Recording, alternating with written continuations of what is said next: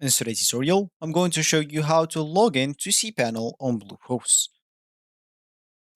So the first thing this we'd like to do, of course, is just go and open whatever browser you're going to use to follow this tutorial steps with. Here in my case, I'm actually using Brave.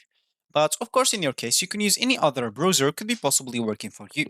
Once you open that browser, make sure to go into this URL section and simply type bluehost.com and hit the enter button, which will actually take you into this page, which is going to be your home screen or your main screen on the Bluehost website. Of course, if you want to log in into your account and if you already have it, simply click as login button at the top right corner.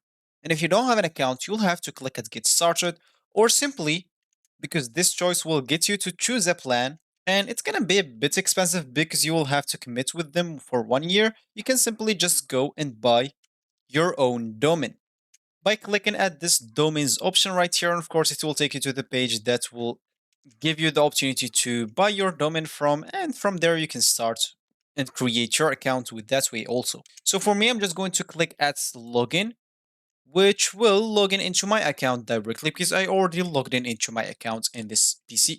And that is going to be my screen once I logged in into my account.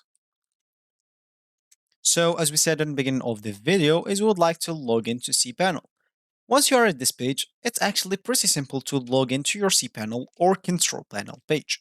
Bluehost is one of the easiest websites that will let you log in into your cPanel without any problems. As you can see, you can just go and look for this left panel and simply click on this advanced button. Once you click on it, as you can see, a new tab will appear to you, and here you will find yourself at your cPanel or logged in into it because you will already logged in into your account on Bluehost. As you can see, you'll find all the settings here and you will be good to go. So that will be actually for this tutorial. I hope you like it. Thank you guys for watching and goodbye.